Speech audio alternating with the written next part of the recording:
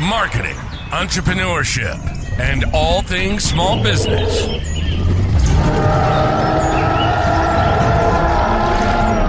You're listening to the Jurassic Marketing's Triceratops. Now, here's your host, Justin Miller.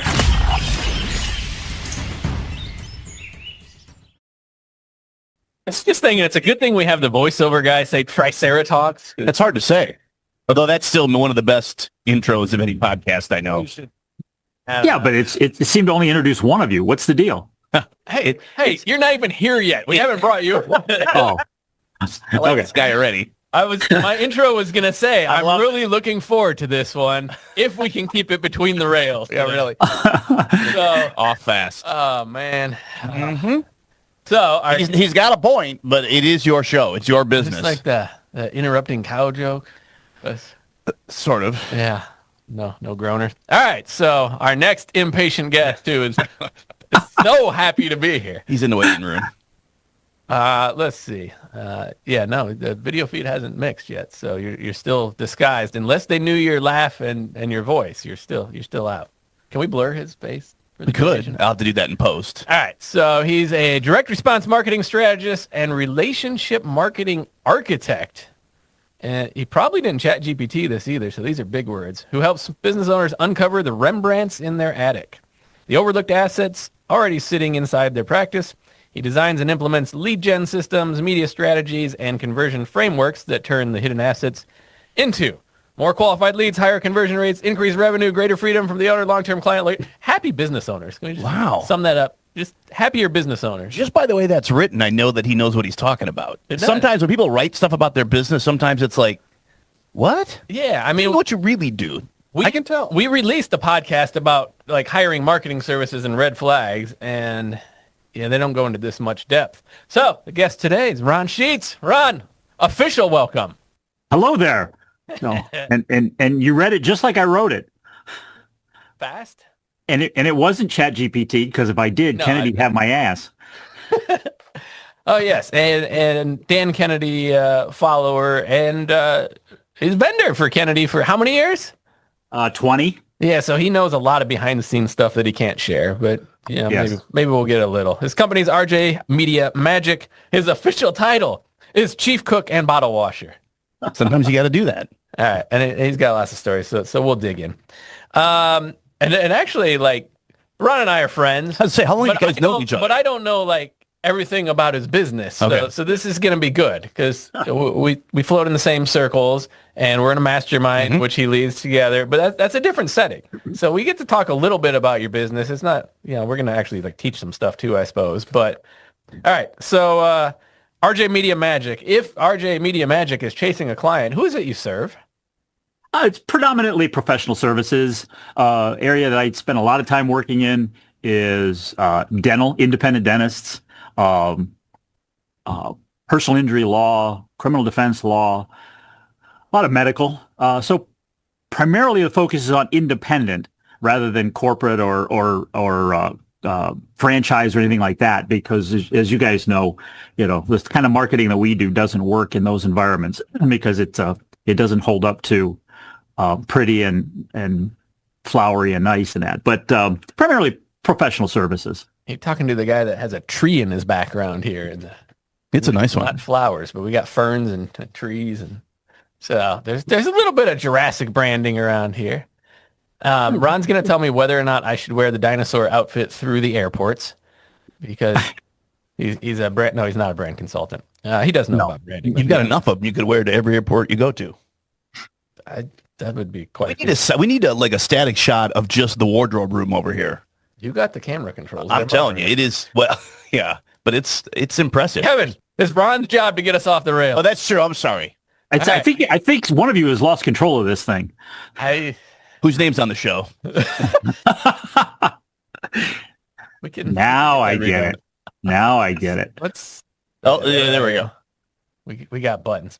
All right. No, let's dig in with some good stuff. So Ron is an expert at storytelling via multiple medias, but I know you from video format, which should dovetail nicely here.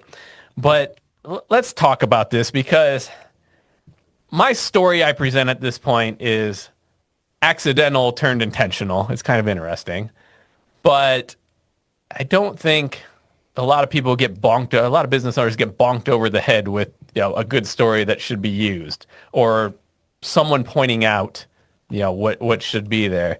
So tell me a little about client story and how business owners should be using this as an asset.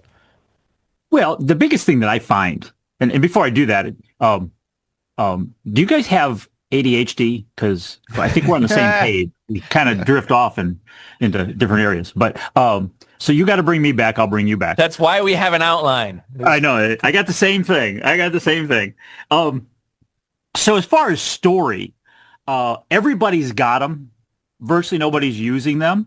And the stories that are most effective for people are the ones that they don't think are any good. So, for instance, mine, which I use in live presentations and so forth because it's connection. And the story should be about connecting with the audience or giving perspective, connecting on affinity, affluences, or so forth. And the story should be adjusted and adapted based on the audience. So, for instance, a story that I have that I don't necessarily like using, but it puts me in a frame of mind with the right audience, and that is growing up, one of two children, single-parent family. Mother sat us down at the table to let us know that she and Dad were getting divorced and that she didn't have a job. And no matter what it took, she was going to put a roof over our heads, food on the table, clothes on our back. And if there was anything else that we wanted beyond that, we had to find legal and legitimate ways, important point, legal and legitimate ways of making money. And that set us on the path. So that story is not one that I'm comfortable sharing, but it does give people perspective of how they view. So, as you mentioned at the top, I've done work with Dan Kennedy for 20 years. If I'm going to talk to an audience that's familiar with Dan Kennedy, which many of your audience members are, then I'll use that story. So we all have stories, but we tend to overlook them because they're just us. They're the same thing we know, but we don't put them out there. So, for instance, we talked before we got on air about my background being in magic and comedy hypnosis, which is something that Justin and I share, but I don't put it out there all the time. Justin doesn't put it all out there all the time because is it relevant to the audience? So a long answer to a very short question, use the stories you got and apply them to the audiences that you're presenting to, whether it's in media, in print, video, audio, or you're doing it as a live seminar. So we all have stories and people connect. And the last thing I'll say about that is we tend to always want to put out there our successes and the things that we've achieved and so forth. Yet understand that human psychology is that people connect more so on our failures, on our inadequacies, the things that would trip us up, because on our imperfections, those are the things that people more connect with than do the successes. And we'll talk, if we get into talking about testimonials and that, we'll talk about context. And context is extremely important for the connection. Yeah. Look, and as far as failures, I almost always early in a presentation have a detailed story about a failure. And I remember in a mastermind group about 13 years ago now, we wrote down our core story. We wrote down like 10 or 12 different events in our life and narrowed it down. And now I have in my back pocket, not literally, but figuratively when I speak, like 3 to 5 stories I can string together and tweak to the audience. And as you were speaking there, like I just did this last week. So I was at a marketing event for lawyers and I was last. And these guys had been just bombarded all day. It was one of the quietest audiences I've heard, which they didn't think was abnormal. As an outsider of the group, it was very quiet. And I'm sitting back there. I'm like, I had a technical presentation to give as well. I'm like, I'm not doing that. Yeah. So instead, I went for the string the stories together, and I think it was a good decision. We got them engaged a little bit more, interacting, and then the technical wouldn't have landed anyway. Yeah. You mentioned about you got 3 to 4. I actually have written probably 46 or 47 different like one-liners that are stories that all I need is the trigger. And when I'm looking at the audience or who I'm going to talk to, who I'm going to present to, I pull that list out and I go looking for the story.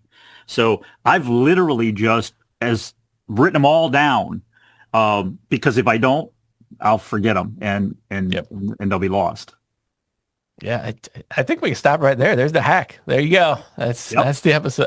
That's it. But honestly, like this is overlooked and incredibly powerful. And I'm talking from a speaking standpoint, but from a marketing story standpoint, and from a copywriting standpoint, and we can dig on the testimonial side as well. But let's talk about stories to build trust, or where trust falls in this, because you said you're working with professional services primarily, right? That's a trust-based sale, often from referral, depending upon the niche. Tell me a little about what you've coined here, the transfer of trust triangle. That's a difficult one to say too. Yeah. So we are now, despite what the media and the propaganda might be putting out there, I mean, we're living in a pretty good time right now economically. Yet there's a lot of people who are buying into what's being put out there. So they feel that they don't have the money to spend. So I think we're right now in a trust proof economy, meaning we've got to prove what we do and what we say we can do actually happens. So I rely a lot on and have, and I do this for the clients, is the client story. So that transfer of trust triangle. Here's how the transfer of trust triangle works. So think about a triangle, and you're positioned at the top of the triangle, and you're trying to promote, persuade, or influence somebody to buy from you.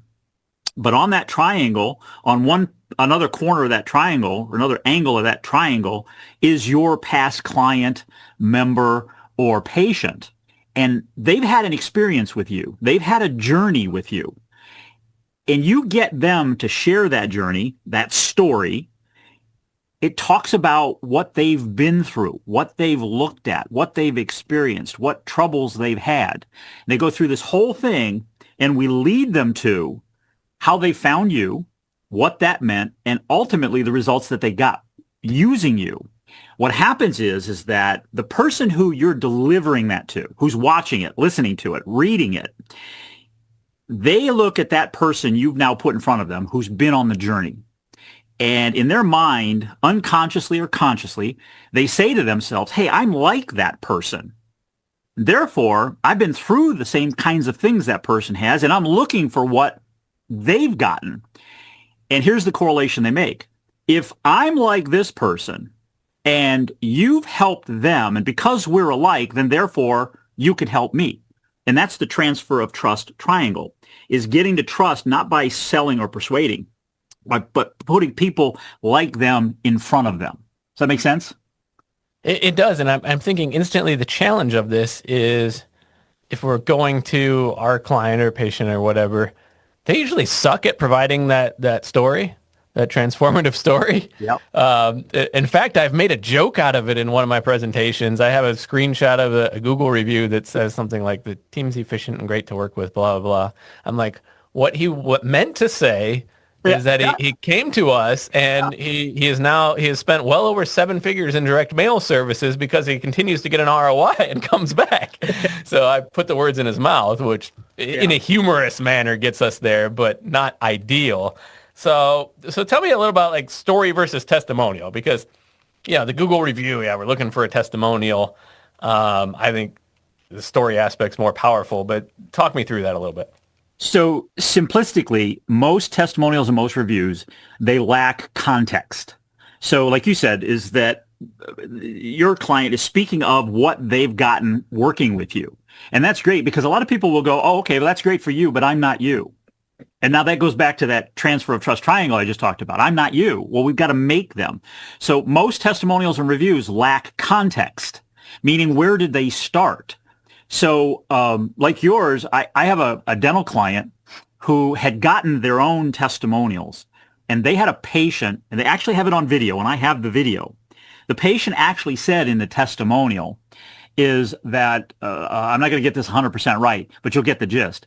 The patient said is the service was, how did they put that? They said the office was great, meaning the setting. The office was great and the staff was good. Well, how do you interpret that? Which of those two things is superior, the office or the staff? Well, so context is it doesn't have any context is where the people start from. So I'll give you some writer downers.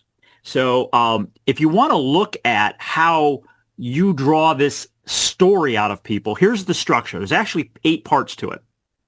You've got to start with that person's struggle. What did they struggle with? What are they trying to overcome? Then you've got to emphasize the emotional impact or what's the pain.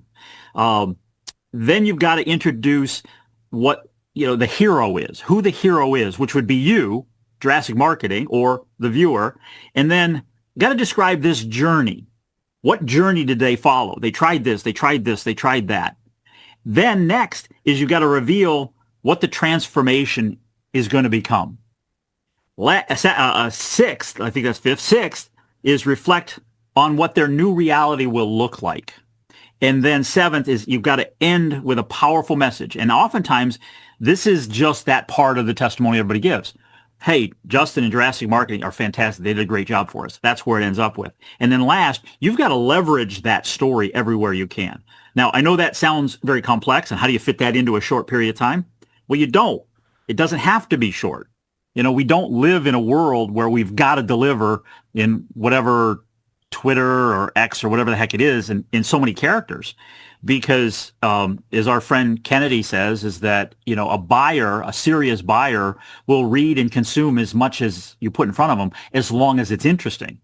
So the least my research has shown, especially with dentists, the least visited page on their website is their testimonial page. Why do you think that is? I'm going to say there's nothing there. Or testimonials are like what you're talking about. I'm thinking about like our pages, like the staff stuff's usually pretty high for one reason or another. They want to see who works there, or they want to see who they're talking to. And I think testimonial somewhere in the middle, maybe, of page views. Yeah, it's actually the lowest, and that is because people expect what they're going to read there. It's going to be great stuff, so they kind of gloss past it anyhow. You hit it. Actually, in the dental side, and it's true in a lot of professional services, the meet the you or the meet the staff are the biggest, most frequently visited pages on a website. They're also the ones that people will spend the most on. Why? Because they're working with people. People buy from people. They don't buy from businesses. Who are we going to work with? Can I trust this person? So it goes back to, again, we're in a proof economy. Do I like you? Do I trust you? And can I see myself working with you? Yeah. So there's not enough emphasis put on that. I was going to say, you have 8 parts you put out there, and I was thinking of one of them that I actually use over and over, and it's got maybe 4 or 5 of them, and it's really good. I'm thinking, man, if we tie that together and get them to rewrite those last 3, that would be amazing. Yeah. Because the 4 or 5 is actually pretty amazing. It's one of the better ones we have. So now we can step it up. And surprisingly, the person that wrote that was unprompted and not who you would expect to hit 4 out of 5 of them. So, yep. Now I can't say who they are because I'm embarrassed. So. Protect the innocent. Yeah, right. Let's talk about proof versus proof of concept. This is a bullet you gave me that kind of interests me a little bit because this is like, I think you're going to go to marketing testing world a little bit with your response, and I'm just curious how you differentiate the two, because false assumptions here could be really expensive, is my thought. Yeah. Well, proof of concept over proof is more simple than even what you described. So proof of concept is just what I just laid out, is where are people coming from? It's belaying that, it's suspending their disbelief that, okay, what you experienced is great, but I'm not you. I have my life is different. My business is different. So proof of concept is really just a matter of matching who that person we're talking to with the person we've serviced and putting them together through the methods I just described, the transfer of trust triangle. So proof of concept is what you provide works, and the proof is it worked for this person who's similar to you. Now, I know that's deep, but does that make sense? It's proving to people that you're not different than the people we've already helped. So butcher, baker, candlestick maker, we all have the same challenges. Yeah, I was gonna think I don't use this slide externally, but I do in staff meetings, and it's like it's a bunch of smiley face people, and like one's purple and the rest are yellow, and it's like you're special, just like everyone else. Yeah. That's a good one. Yeah, I gotta write that one down. Okay, so if we go through all the work and actually get a decent story out of someone to use, how can we maximize the results of that? So like I'm thinking like this podcast, of course, ends up in like, I don't even know how many formats Kevin has to put it into. You know, there's Tech and Play, obviously, but it's a lot more than meets the eye for just recording the podcast. So how can we leverage the story in different media formats? Well, first of all, I run home to mama, as they would say, because I'm a video guy. So my interest is always to capture it in video. And then once you have it in video, you can then use it in audio form only, and you can transcribe it, and you can use it in print. So that's the first way of leveraging it, just in different media. The next way is how and where you place it. So when I get a story or a journey, there's a lot of parts to it that can then be sliced and diced. So it can be used in long format for a dental practice, for example, where I do a documentary film, which is 30, 40, 60 minutes long. But there's now pieces of that we can take out. We can use components of it on Facebook, in social media, LinkedIn. We can do it into a radio commercial, a TV commercial, a print ad. So give you an example. I was in a Chick-fil-A, not on a Sunday, but I was in a Chick-fil-A, and they had a plaque on the wall, which I thought was brilliant. And the plaque on the wall had a husband, a wife, and a young child. And they were sitting at a picnic table eating Chick-fil-A.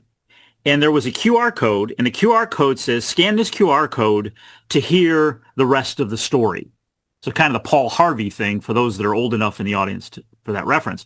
But so I went and scanned it. And what did it do? It took me to a web page that had just that family's video of telling of their story.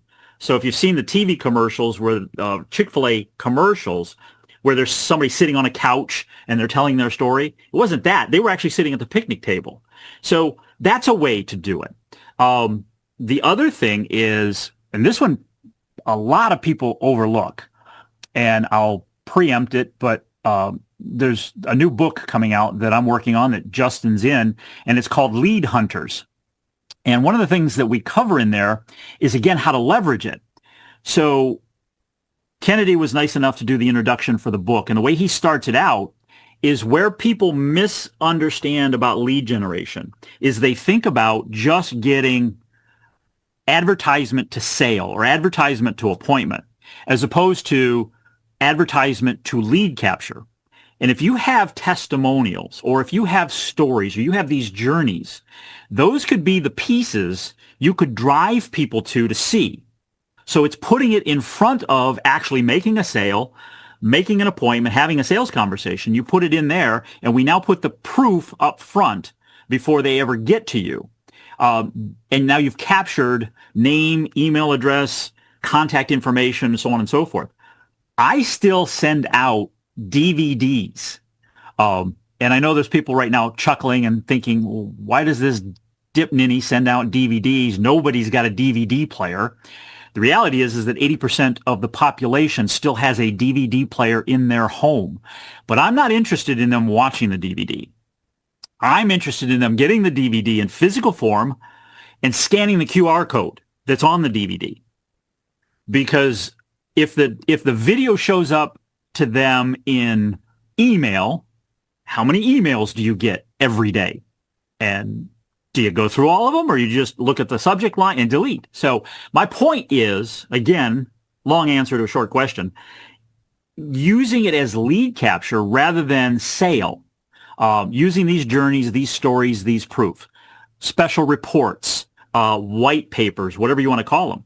And this is where we can excel as small businesses, independent businesses, to be able to grow our lists. And leave it for me to tell, Justin's more an expert at this, that lists are the business. Without a list, you have nobody to market to. And everybody else is trying to sell them now. So build the trust, lead capture, provide this content. So, or did I completely go off the rail there for you?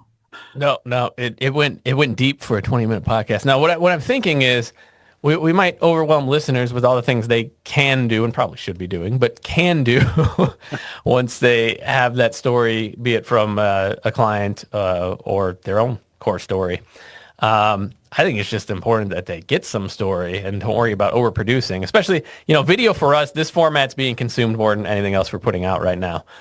We got the numbers on that. And yes, from my production background, we have overproduced this thing massively. A little bit. But I think that's what stops people from starting. So I knew I could get to the finish line of the production because I've been there, done that. Yeah. But it wouldn't stop me from sitting with my laptop open and recording. Yeah.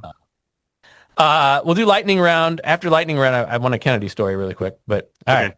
So lightning round, business book you'd recommend or what's currently on your reading pile? Well, let me catch up with you here. Hold on a second, because I've fallen behind in class. That's good. So there's actually an event that I recorded for Kennedy many years ago, and it's out there. It's still out there, but it's kind of fallen into obscurity and less unknown. It's the No BS Trust-Based Marketing. It's a book that's available. There's an entire event that was recorded about this, which I think has been some of the greatest stuff that Kennedy's ever done. And it's not even seen the light of day. So stay tuned. It may. But best book is Trust-Based Marketing, because understand how trust is built with people, because that's paramount in making the sale. Cool. Tool you can't live without. The Notes app on my phone. As I said earlier, I have ADHD, so I can't walk across the room to go get something or do something without forgetting what it was I went to do. So I will literally be driving along and I'll turn on that app and go to voice message and I'll give myself a note that's just a trigger. So I can't do without that app. And I know there's a lot of specialized apps to do that. The Notes just is fine for me. Don't overcomplicate it. Yeah. Favorite quote? Success is a state of mind, not a place in time. Let that one sink in. That's another good one. Yeah. The quotes that we've gotten on our guests so far have been really solid. I mean, and they make sense, and they are success based. I think it makes sense. Yeah, I think there's a lot of people that chase the place in time and then realize that's not it. Yeah, too late. Something surprising people wouldn't know about you unless they really knew you. I just had this happen again, but being a professional stage magician and comedy hypnotist, which, spoiler alert, Justin and I share. Yep. And I don't use that story too much unless it's to a specific point, because that one can go off the rails quick. Yeah. Oh, yeah. Because it can totally steer people away from what your objective is. Yeah. There's lots of good stories in comedy hypnosis world. All right. You have an offer. So, hey, nobody else has given an offer. We've had a lot of marketers on, Ron, and no one has given anything. So you have a give. So, Yes. So we've talked about story. We've talked about testimonials in that. My first book was Your Patient Attraction Secret Weapon. Now, it says patient attraction. It was originally written for dentists, but understand marketing is marketing is marketing. So anybody that's interested, I will give them a free copy of my book about testimonials. And this is kind of a paint by numbers, how to go about doing it, some of the things we talked about here. If you want to get that book, I don't even remember what my method was, but you can just simply email me is the simplest. You can I do see it. a URL here, bookontestimonials.com. That's it. You found it. I couldn't find it in my notes. The hell with the notes. Yep. Bookontestimonial.com. You go there, request the book. I'll send you the book if you want it digital. If you want it physical, give me your name, email, mailing address, and I'll send you the physical one. I'm going to tack on an extra bonus. I don't even think is written there, Justin. And that is that request that book, and I'll also gift you the new book, Lead Hunters, which Justin is in. Ooh. And has some featured chapters in there. So I'm looking forward to reading the rest of the chapters. Yeah. It sounds intriguing. You going to autograph my copy if I get a copy? Yeah. I'd like that. $20. I'll leave that to my kids. Yeah. That and 25 cents will get you a cup of coffee. True. Yeah. We do have coffee here. All right. So bookontestimonials.com. Ron, thank you for the time. Thank you for the gifts on behalf of the recipients. And there's so much more we had in the notes and don't have enough time to. We'll get you back on in the future here. Look forward to it. Thanks, guys. Thanks for listening to the Triceratops podcast. Be sure to subscribe and leave your comments. For more information on how Jurassic Marketing Direct Mail can help grow your business, visit JurassicMarketing.com.